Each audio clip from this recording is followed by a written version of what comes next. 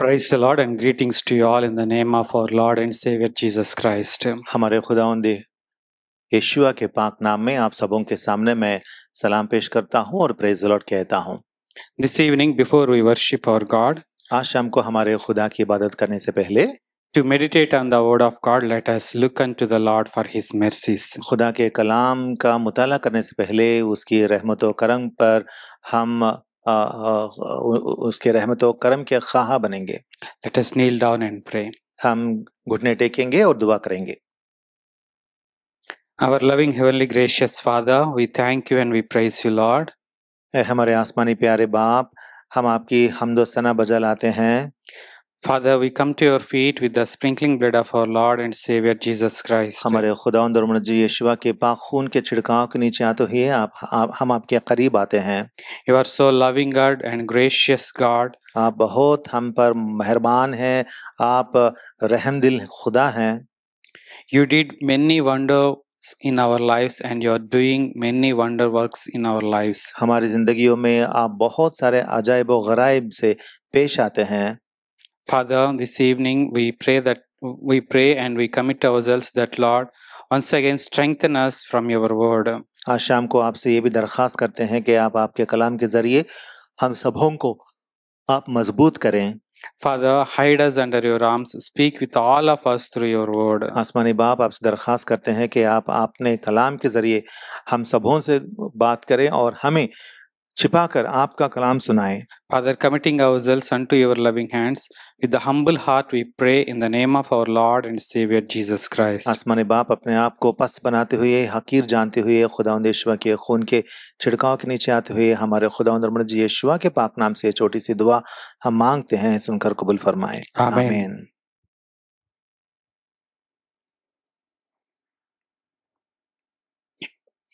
Let us turn our Bibles to the Joshua chapter 1. Yehoshua की किताब बाब नंबर 1 हम देखेंगे। Joshua chapter 1. यहोशुआ की किताब बाब नंबर 1 देखेंगे। Verses 5 to 6 and 9. 5 से लेकर 9 तक हम देखेंगे। 5, 6 and 9. 5, 6 और 9 3 आयतें हम देखेंगे। There shall not any man be able to stand before thee all the days of thy life. As I was with Moses, so I will be with thee. I will not fail thee, nor forsake thee. Be strong and of a good courage, for unto his people shalt thou divide for an inheritance the land which I swear unto their fathers to give them. Verse number 9 also. Have not I commanded thee? Be strong and of a good courage. Be not afraid, neither be thou dismayed. For the Lord thy God is with thee whithersoever thou goest. तेरी जिंदगी भर कोई शख्स तेरे सामने खड़ा ना रह सकेगा। जैसा मैं मोशे के साथ था वैसा ही तेरे साथ रहूंगा। मैं ना तुझसे दस्तबरदार हूंगा और ना तुझे छोड़ूंगा। सो मजबूत हो जा और हौसला रख, क्योंकि तू इस कौम को उस मुल्क का वारिस कराएगा जिसे मैंने उनको देने की कसम उनके बाप दादा से खाई। आयत नंबर 9। क्या मैंने तुझको हुक्म नहीं दिया? सो मजबूत हो जा और हौसला रख, खौफ ना खा और बेदिल ना हो, क्योंकि यहोवा तेरा खुदा जहां जहां तू जाए तेरे साथ रहेगा। Our God of the Bible, Jehovah, is speaking to a servant Joshua. यहाँ पे हमारे खुदा, बाइबल का खुदा यहोवा जो है वो अपने खादिम यहोशुआ से बातें कर रहा है। God chosen Joshua to be his servant and as a leader over the Israelites. खुदा ने यहोशुआ को मोशे के बाद अपने लोगों के ऊपर एक लीडर जैसा उसे चुना था। And God encouraged him, God strengthened him in his life. और उसकी जिंदगी में खुदा ने यहोशुआ को बहुत मजबूत बनाया। And God gave him one promise that here first chapter is all of the promises, but here one promise is that for the Lord thy God is with thee whithersoever thou goest. Verse number 9, last portion. Verse number 9 आखिरी हिस्से में लिखा हुआ है। खुदा इस बाब में तो बहुत सारे वायदे देता है, लेकिन यहाँ चैप्टर 1 वर्स 9 आखिरी हिस्से में खुदा कहता है, क्योंकि यहोवा तेरा खुदा जहां जहां तू जाए तेरे साथ रहेगा।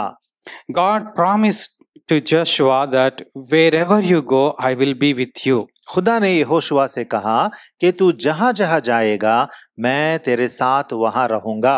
It is God who chosen Joshua, खुदा ने ही यहोवा को चुना था and he gave all his authority over his people. और उसने अपने सारे लोगों के ऊपर उसको हुक्मरानी बख्शी थी। Not only that, he also gave that commandments which God gave to Moses from him to Joshua. इतना ही नहीं बल्कि जो अहकाम खुदा ने यहोवा खुदा ने मोशे को दिया था वो सारे के सारे यहोशुआ को भी खुदा ने दिया था। Now the word of God is with Joshua, and also the presence of God also with Joshua. अब खुदा का कलाम यहोशुआ के पास है और खुदा की मौजूदगी भी यहोशुआ के साथ है।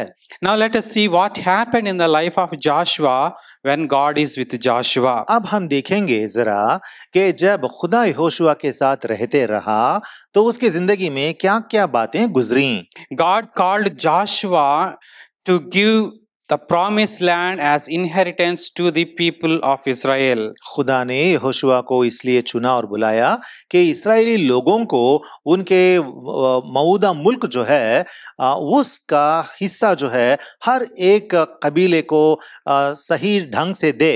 Joshua saw many miracles from the Exodus to till now what God did through Moses his servant. हम देखते हैं कि यहोशुआ शुरू से मतलब खुरूज की किताब से लेकर अब तक यहोवा खुदा ने जो मोशे की मारिफत जो अजाइब व गराइब पेश किए थे वो सब के सब उसने देखा।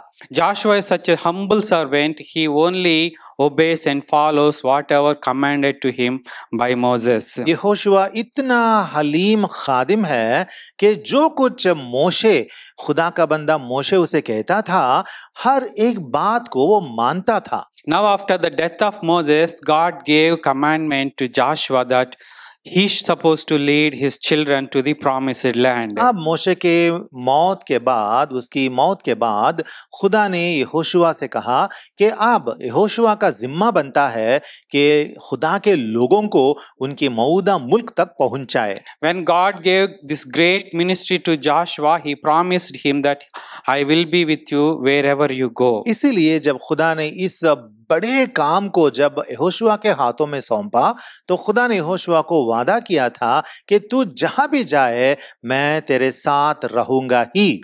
So now taking the promise of God and experiencing the presence of God with him, the first thing he faced is that one obstacle, that is Jordan River. अब खुदा के अहकाम को अपने हाथों में लेते हुए और खुदा की मौजूदगी और वायदों को लेते हुए जब वो आगे बढ़ा तो उसके सामने एक रुकावट या पहला पड़ाव जो आया है वो है यॉर्दान का झील या नदी।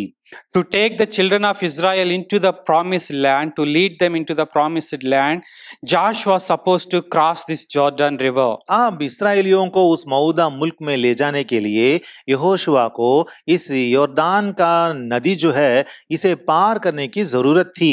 Now let us turn our Bibles to the Joshua chapter 3 verses 15 to 16. अब हम यहोशुआ की किताब बाब नंबर 3 15 और 4 आयतें पढ़ेंगे। We know this whole chapter speaks about where people are staying and where they came to the near to the river Jordan. हम यहाँ देखते हैं कि इस्राएली लोग कहाँ हैं, यॉर्दान के करीब आ चुके हैं। And there, when they came to that river Jordan, that Jordan is full of water. अब हम देखते हैं कि जब ये लोग इस्राएली लोग यॉर्दान के करीब आए हैं तो यहाँ हम देखते हैं कि यॉर्दान तेज पानी से बह रहा था। And they supposed to cross that Jordan river. और उस वक्त उस यॉर्दान को पार करने की जरूरत है। Children of Israel are not the swimmers, great swimmers. इस्राएली लोग जो थे उन दिनों में वो लोग अच्छे स्विमर्स तो नहीं थे, And they don't have that such a great ships that can carry them away. या उनके पास बड़े बड़े जहाज नहीं थे जिसमें वो चढ़कर उस पार जा सकें। Even at that place, they don't have the bridge also to cross over that उन river. दिनों में उस नदी पर पुल भी नहीं था ताकि वो लोग उस पर चढ़कर पार कर सकें। But to possess the promised land, they should cross that river. लेकिन उस मऊदा मुल्क में पहुंचने के लिए उनको तो वो नदी पार करने की जरूरत थी। Now it is a great obstacle that Joshua is facing now. अब यहोशुआ के सामने ये बहुत बड़ा पड़ाव बनकर, रुकावट बनकर ये नदी खड़ी है।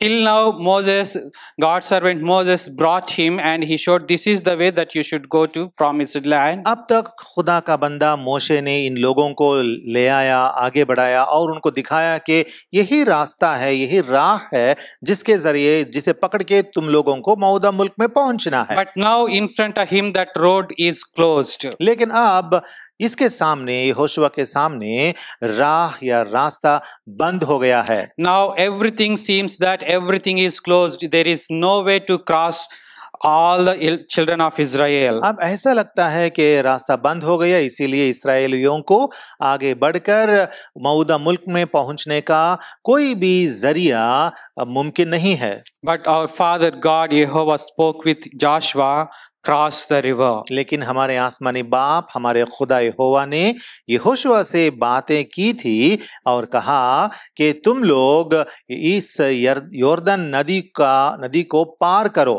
And let us read Joshua chapter 3 verse number 7, what the word of God is telling, what God is telling to Joshua. अब देखते हैं यहोशुआ की किताब 3:7 में कि यहोवा खुदा यहोशुआ से क्या कहता है। And the Lord said unto Joshua, this day will I begin to magnify thee in the sight of all Israel, that they may know that as I was with Moses, so I will be with thee. और यहोवा ने यहोशुआ से कहा, आज के दिन से मैं तुझे सब इस्राएलियों के सामने सरफराज करना शुरू करूंगा, ताकि वो जान लें कि जैसे मैं मोशे के साथ रहा वैसे ही तेरे साथ रहूंगा। The first miracle God wants to do in the life of Joshua is that to show the people about Joshua, to show that God is with Joshua as he was with Moses. तो यहाँ पे हम देखते हैं कि खुदा ने चाहा कि पहला मौजिज़ा वो करना चाहता है ताकि इस मौजिज़ा के जरिए से लोगों को वो ये दिखाए या समझाए कि जैसे खुदा यहोवा मोशे के साथ रहता था, अब यहोशुआ के साथ भी मौजूद है। He wants to magnify Joshua before the children of Israel. यहोवा खुदा चाहता था कि यहोशुआ को इस्राएलियों के सामने सरफराज करे। And he's commanded how to cross the river. और इसीलिए उसने कहा था कि किस तरीके से उस योर्दान को पार करना चाहिए। And now let us read what happened, how they crossed the river. और अब हम देखते हैं कि वो लोग किस तरीके से पार किए। And verses 15 and 16 says, हम यहाँ पढ़ते हैं 15 और 16वीं आयतें। And as they that bare the ark were come unto Jordan, and the feet of the priests that bare the ark were dipped in the brim of the waters, for Jordan overfloweth all his banks all the time of harvest, that the waters which came down from above stood and rose up upon an heap very far from the city Adam, that is beside Jerethan. And those that came down toward the sea of the plain, even the salt sea, failed and were cut off, and the people passed over right against Jericho. मैं पढ़ता हूँ, और जब अहद के संदूक के उठाने वाले योर्दान पर पहुंचे और उन काहिनों के पांव जो संदूक को उठाए हुए थे किनारे के पानी में डूब गए, क्योंकि फसल के तमाम अय्याम में योर्दान का पानी चारों तरफ अपने किनारों से ऊपर चढ़कर बहा करता है, तो जो पानी ऊपर से आता था वो खूब दूर अदम के पास जो जरतान के बराबर एक शहर है रुककर एक ढेर हो गया, और वो पानी जो मैदान के दरिया यानी दरियाए शोर की तरफ बहकर गया था बिल्कुल अलग हो गया, और लोग ऐन यरीहू के मुकाबिल पार उतरे।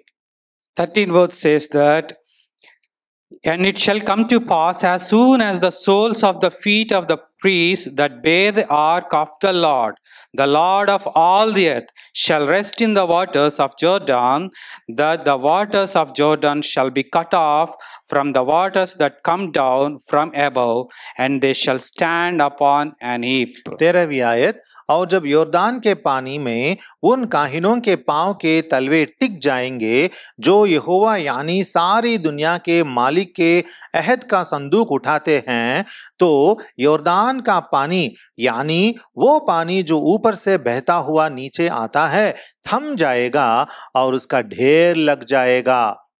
Here, the waters are not still waters but overflowing waters. So fast they are coming. यहाँ पे हम देखते हैं कि ये पानी जो है ये कहीं रुका हुआ पानी नहीं है बल्कि ये बहता हुआ पानी है। And verse in 15th, in the last part, it says, Jordan overfloweth all the banks all the time of harvest. और हम 15वीं आयत में देखते हैं कि फसल के तमाम अय्याम में यर्दन का पानी चारों तरफ अपने किनारों से ऊपर चढ़कर बहा करता है। Such a full of water, when the feet of priests that touched the waters, then that water was divided. और इस तरह का पानी जो जोर से बह रहा था, जब काहिनों के पांव आकर उस पानी को छुए तब वो पानी फट गया, रास्ता बन गया। Here even the priests also obeyed the word of God. यहाँ पे काहिन लोग जो हैं ये भी खुदा के कलाम के मातहत बने। They don't know what will happen until they see it. जब तक वो लोग जाकर वहां पे पानी में कदम रखेंगे तब तक उनको भी पता नहीं था कि क्या होने वाला था। They just obeyed and they saw the miracle of God in their life. उन्होंने फरमान बरदारी दिखाई, बस खुदा का बड़ा जलाल और बड़ा अजीब काम उनकी जिंदगियों में उन्होंने देखा। By dividing the water, God showed himself that he is with Joshua. पानी को इस तरह से तकसीम करके खुदा ने लोगों को दिखाया कि वो यहोशुआ के साथ है। And also he made impossible situations as a possible unto God. इतना ही नहीं बल्कि जो भी नामुमकिन बातें होती हैं वो सब के सब यहोवा के लिए मुमकिन है करके उसने दिखाया। Isaiah chapter 43 verse number 19 says that, और हम पढ़ते हैं यहोशुआ एशिया की किताब चैप्टर 43 और वर्स 19 में, Behold, I will do a new thing. Now it shall spring forth. Shall ye know not it? I will even make a way in the wilderness and rivers in the desert. देखो मैं एक नया काम करूंगा, अब वो ज़हूर में आएगा, क्या तुम उससे नावाकिफ रहोगे? हाँ, मैं बियाबान में एक राह और सहरा में नदियां जारी करूंगा। Our God is the one who makes new things in our lives. हमारी जिंदगियों में हमारा खुदा जो है वो नए काम करने वाला है। He makes a way for us in the wilderness. हमारे लिए हमारा खुदा जो है वो जंगलों में या वो बयाबान में हमारे लिए राह तैयार करने वाला है। When it seems there is no way to cross over, but God makes for us a way. जब उबूर करने के लिए राह मिलती नहीं है तो हमारा खुदा जो है वो राह बनाएगा। That is the reason word of God encouraging us in Proverbs chapter 3 verses 5 and 6. इसीलिए अमसाल की किताब बाब नंबर 3 आयत नंबर 5 और 6 में खुदा का कलाम यूं हमें फरमाता है, Trust in the Lord with all thine heart and lean not unto thine own understanding. In all the way acknowledge him and he shall direct thy paths. सारे दिल से यहोवा पर तवक्कुल कर और अपने फहम पर तकिया ना कर, अपनी सब राहों में उसको पहचान और वो तेरी रहनुमाई करेगा। Our God is the one who opens the way, and also He is the one who shall direct us in our paths. हमारा खुदा ही हमारे लिए राह खोलेगा और हम सबों की रहनुमाई अपनी राहों में वो ही खुद करेगा। And second miracle God did in the life of Joshua is और यहोशुआ की जिंदगी में जो खुदा ने दूसरा मुआजिजा दिखाया था वो ये है Joshua chapter 6. यहोशुआ की किताब बाब number 6। We know this Joshua chapter 6 is speaking about conquering the Jericho. हम जानते हैं कि यहोशुआ की किताब बाब नंबर 6 में लिखा हुआ है कि यरीको पर ये लोग गालिब आते हैं। We know what happened in the Jericho. यरीको में क्या होता है हमें पता है। Let us read one verse from Joshua chapter 6, that is verse number 20. हम देखेंगे यहोशुआ की किताब बाब नंबर 6 और आयत नंबर 20 में से देखेंगे। So the people shouted when the priest blew with the trumpets, and it came to pass when the people heard the sound of the trumpet, and the people shouted with a great shout, that the wall fell down flat, so that the people went up into the city, every man straight before him, and they took the city. बस लोगों ने ललकारा और काहिनों ने नरसिंगे फूंके, और ऐसा हुआ कि जब लोगों ने नरसिंगे की आवाज सुनी तो उन्होंने बुलंद आवाज से ललकारा और दीवार बिल्कुल गिर पड़ी, और लोगों में से हर एक आदमी अपने सामने से चढ़कर शहर में घुसा और उन्होंने उसको ले लिया। After crossing the Jordan, they have the second obstacle is that the closed doors, closed walls. अब ये योर्दान को पार करने के बाद उनके सामने दूसरा पड़ाव या दूसरी रुकावट ये आई थी कि उनके सामने बंद दीवारें थीं। Those walls are so strong, no one can break them down. हाँ, वो दीवारें इतनी मजबूत थीं कि कोई भी उनको ढा नहीं सकता था। Even in our spiritual life also, there are so much spiritual bondage, opposition we face. हमारी यीशुई रूहानी जिंदगी में भी हम भी बहुत रूहानी अपोजिशन या मुसीबत हम देखते हैं, उठाते हैं। But God said to Joshua to walk around the city. तो खुदा ने कहा कि उस शहर जो है उसके इर्द गिर्द वो आगे चलते चलते जाएं।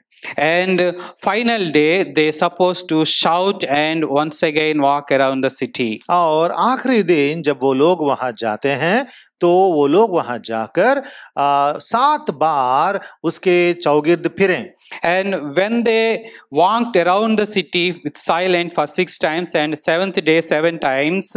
और जिस तरीके से वो लोग हर दिन एक बार उस शहर के चौगिर्द फिरते हैं 6 दिन तक, और 7वें दिन 7 बार एक ही दफा फिरते हैं, तो क्या होता है? And we see what happened, that walls were fell down.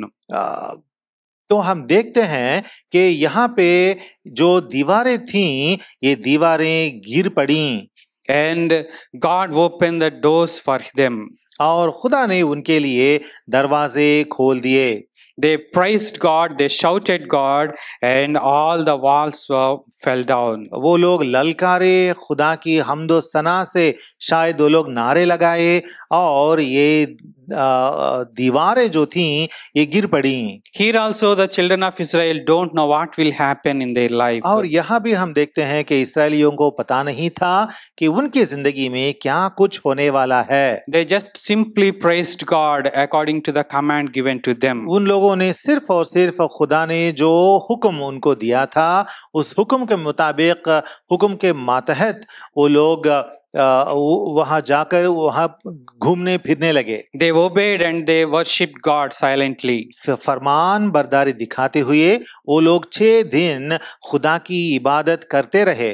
And God did a miracle in their life. और तब 7वें दिन खुदा ने उनकी जिंदगियों में बहुत बड़ा मुआजिजा किया। 2 Corinthians chapter 10 verse 4 to 6 also says. दूसरे कुरिन्थियों की किताब बाब नंबर 10 और आयत नंबर 6 से हम देखते हैं 4 to 6. 4 से 6 देखते हैं। For the weapons of our warfare are not carnal but mighty through God to the pulling down of strongholds, casting down imaginations and every high thing that exalteth itself against the knowledge of God, and in bringing into captivity every thought to the obedience of Christ, and having a readiness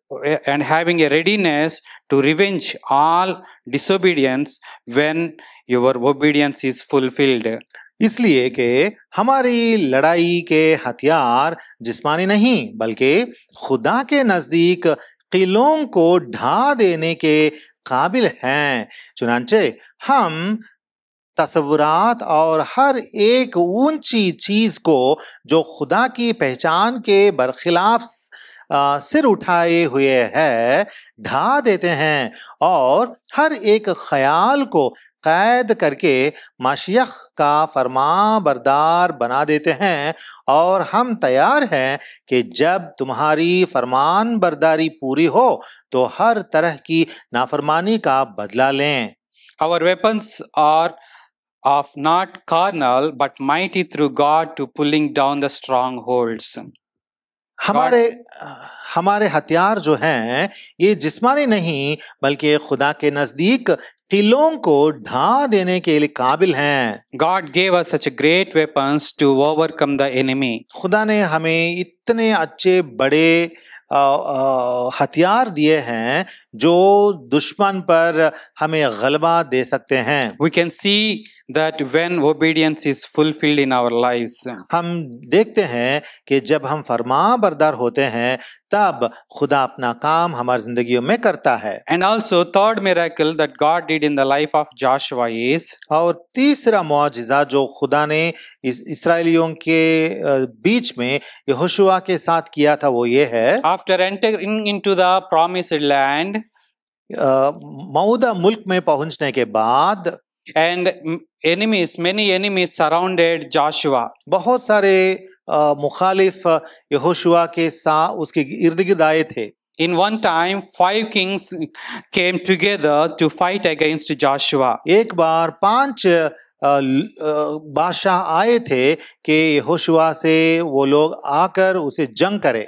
And now what God did, we will read in Joshua chapter 10 verse number 11. और अब देखते हैं कि खुदा ने क्या किया यहोशुआ की किताब बाब नंबर 10 और आयत नंबर 11 में। And it came to pass as they fled from before Israel and were in the going down to Beth Horon, that the Lord cast down great stones from heaven upon them unto Azekah, and they died. और जब वो इस्राएलियों के सामने से भागे और बैत हौरोन के उतार पर थे तो यहोवा ने अजीका तक आसमान से उन पर बड़े बड़े पत्थर बरसाए और वो मर गए। और जो ओलों से मरे वो उनसे जिनको इस्राएलियों ने तेग किया कहीं ज्यादा थे। When we surrender ourselves unto God, and He will fight for us. जब हम खुदा को अपने आप पेश करते हैं तो वो हमारे लिए लड़ेगा। Here, when enemy is so vast and many people came against Joshua, God fought on behalf of him. यहाँ हम देखते हैं कि जब बहुत सारे दुश्मन यहोशुआ के आगे आए थे तो खुदा ने ही उसके वास्ते लड़ा। That is the reason in Exodus chapter 14 verse number 14 the word of God is telling to us. इसीलिए खुरूज की किताब बाब नंबर 14 की 14 में खुदा का कलाम यूं फरमाता है, The Lord shall fight for you and ye shall hold your peace. यहोवा तुम्हारी तरफ से जंग करेगा और तुम खामोश रहोगे। God is with us. खुदा हमारे साथ है। He will fight for us. खुदा हमारे लिए जंग करेगा। And Ephesians chapter 3 verse number 20 also says, इफिसियों की किताब बाब नंबर 3 और आयत नंबर 20 में लिखा हुआ है, Now unto him that is able to do exceeding abundantly above all that we ask or think, according to the power that worketh in us. अब जो ऐसा कादिर है कि उस कुदरत के मुवाफिक जो हम में तासीर करती है, हमारी दरखास्त और ख्याल से बहुत ज्यादा काम कर सकता है। He will do according to his power. वो अपनी कुदरत के मुताबिक काम करेगा। So our God is with us. तो हम देखते हैं कि हमारा खुदा जो है वो हमारे साथ है। We need to hold peace. हमें क्या करना है? हमें बहुत दिलेरी से रहना है। Isaiah chapter 54 verse number 17 says, यशायाह की किताब चैप्टर 54 वर्स नंबर 17 में लिखा हुआ है, No weapon that is formed against thee shall prosper, and every tongue that shall rise against thee in judgment thou shalt condemn. This is the heritage of the servants of the Lord, and their righteousness is of me, saith the Lord. कोई हथियार जो तेरे खिलाफ बनाया जाए काम ना आएगा, और जो जबान अदालत में तुझ पर चलेगी तू उसे मुजरिम ठहराएगी। यहोवा फरमाता है, ये मेरे बंदों की मीरास है और उनकी रास्तबाजी मुझसे है। When we worship our God, when our God is with us, there is no weapon that stand against us.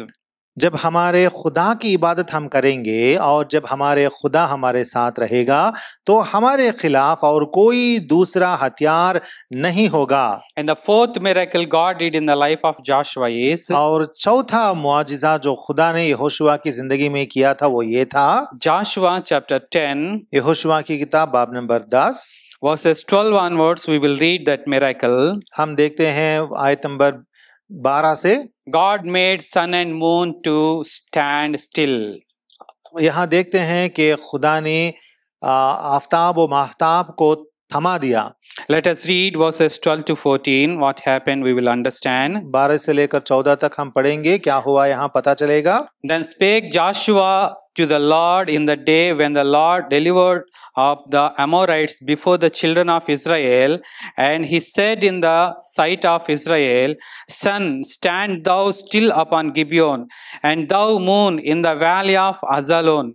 And the sun stood still, and the moon stayed, until the people had avenged themselves upon their enemies.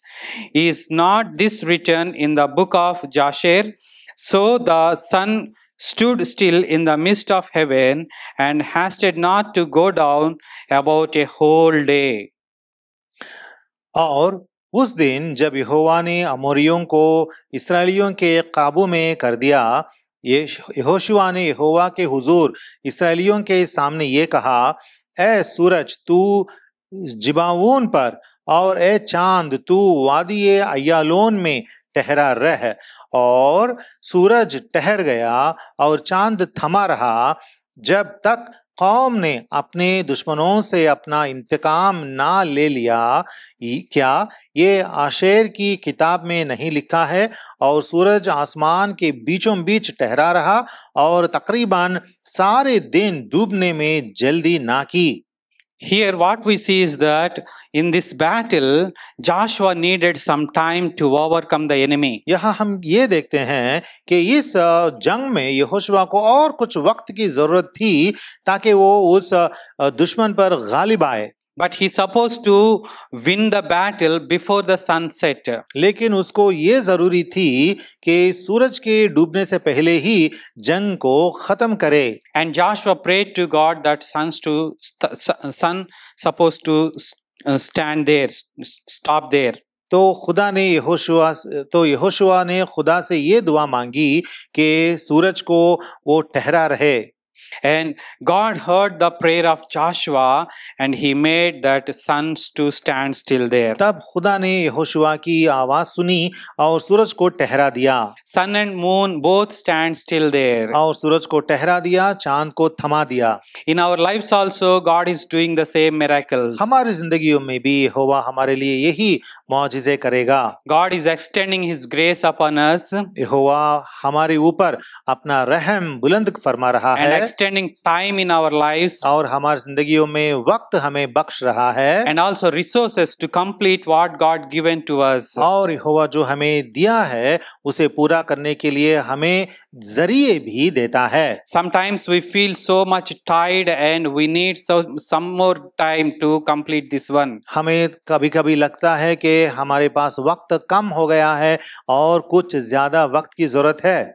God is extending His grace and time in our lives. इसीलिए खुदा अपना काम करने के लिए हमें जिंदगी बख्श रहा है और हमारी जिंदगियों को तवील बना रहा है। For Him, nothing is impossible. उसके लिए कुछ भी नामुमकिन नहीं है। Matthew chapter 19, verse number 26 says, मत्ती की खुशखबरी 19 की 16, Jesus beheld them and said unto them, With men this is impossible, but with God all things are possible. 19:26 मैं पढ़ता हूँ 26। यीशुआ ने उनकी तरफ देखकर कहा, ये आदमियों से तो नहीं हो सकता, लेकिन खुदा से सब कुछ हो सकता है। And fifth miracle that God did in the life of Joshua is, और पांचवा मौजिज़ा जो खुदा ने यहोशुआ की जिंदगी में किया था वो ये है, God fulfilled every promise He made to Joshua. जो कुछ खुदा ने वायदे किया था यहोशुआ को, सब खुदा ने पूरा किया था। Fulfilling the promise is in our lives also a miracle in our life. खुदा अगर अपने वायदों को वो पूरा करेगा तो वो भी हमारी जिंदगियों में एक मौजिज़ा का बराबर होता है। We read that in chapter 1 verses 6 and 7, 9 verses. हमने पढ़ा है कि चैप्टर 1 में 6, 7 और 9 वर्सेस में पढ़ा था that God promised Joshua that I will be with you forever. कि खुदा ने यहोशुआ से कहा था कि मैं सदा के लिए तुम्हारे साथ हूँ। And He promised that He will give, and whatever He do, He will be with him. और खुदा ने कहा था कि जो कुछ वो करेगा उसके साथ खुदा रहेगा। And we read in Joshua chapter 21, और हम पढ़ते हैं यहोशुआ की किताब बाब नंबर 21 में, chapter 21, verse number 45. 21:45 में, There failed not aught of any good thing which the Lord had spoken unto the house of Israel, all came to pass. और यहोवा ने उन सब बातों के मुताबिक जिनकी कसम उसने उनके बाप दादा से खाई थी, चारों तरफ से उनको आराम दिया और उनके सब दुश्मनों में से एक आदमी भी उनके सामने खड़ा ना रहा। यहोवा ने इनके सब दुश्मनों को उनके कब्जे में कर दिया। God never fails about His promises. 45 sorry. और जितनी अच्छी बातें यहोवा ने इस्राएल के घराने से कही थीं, उनमें से एक भी ना छूटी, सब की सब पूरी हुई। God never fails about His promises. खुदा अपने वायदों को कभी तोड़ता नहीं है। Whatever He promises, He will bring into fulfill. जो कुछ वो वादा करता है वो जरूर निभाएगा। Sometimes it may seems that it is time lacking. कभी कभी ये लगता है कि वक्त ले रहा है खुदा। Second Peter chapter 3, the word of God is telling us. दूसरा पत्रस में बाब नंबर 3 में खुदा का कलाम यूं फरमाता है। Second Peter chapter 3 verse number 9. Second Peter 3:9 में, The Lord is not lacking concerning His promise, as some men count slackness. खुदावंद अपने वादे में देर नहीं करता जैसी देर बाज लोग समझते हैं। The Lord is not slack concerning His promise. खुदावंद अपने वादों में देर नहीं करता। But there may be times to wait for us till we see the fulfillment of the promise in our lives. लेकिन हमारी जिंदगियों में जो वादे निभाने के लिए खुदा वक्त लेता है उतनी देर हमें मुंतज़िर रहना पड़ेगा। We need to still stand and hold our peace and worship God. हमें तो खुदा के सामने खड़े रहना पड़ेगा और इंतजार करना पड़ेगा। And the word of God in 1 Corinthians chapter 1 verse number 9 says, और 1 Corinthians chapter 1 verse number 9 में लिखा हुआ है, Our God is faithful God. वहाँ लिखा हुआ है कि हमारा खुदा जो है वो काबिल एतिकाद है। Let us read 1 Corinthians chapter 1 verse number 9. हम पढ़ेंगे पहले कुरिन्थियों की किताब 1 की 9।